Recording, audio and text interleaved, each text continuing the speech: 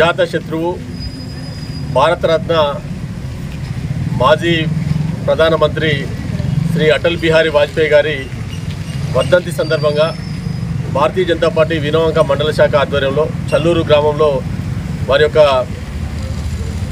చిత్రపటానికి నివాళులు అర్పించడం జరిగింది. వారి యొక్క వర్ధంతి కార్యక్రమాన్ని ఇక్కడ చల్లూరులో నిర్వహించడం జరిగింది.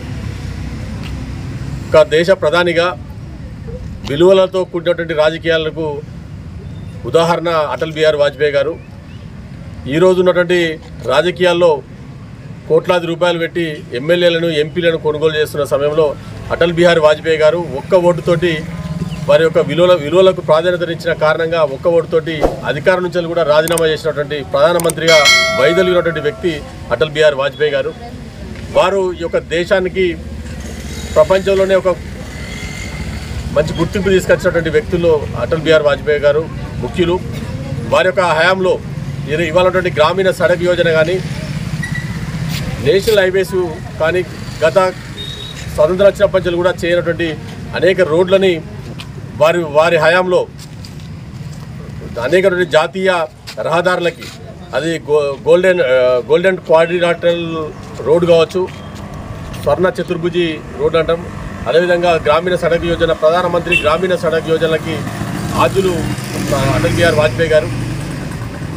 వారు పోఖ్రాన్లో అణుపరీక్షలు నిర్వహించిన, కార్గిల్లో పాకిస్తాన్ని ఓడించిన, ఇవన్నీ కూడా అటల్ బిహారీ వాజ్పేయి గారి హయాంలో జరిగినటువంటి అనేక దేశాన్ని ముందు తీసుకుపోవడంలో అటల్ బిహారీ వాజ్పేయి గారు తీసుకెళ్ళినటువంటి వ్యక్తి అటల్ బిహారీ వాజ్పేయి గారు.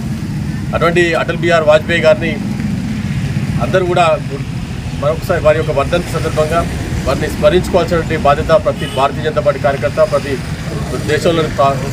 దేశంలోని ప్రజలందరూ కూడా ఉంది. ఒక ఉత్తమ పార్లమెంటేరియను, అజాత శత్రువు, ఎవరు కూడా వారిని వ్యతిరేకించినటువంటి అది లేదు.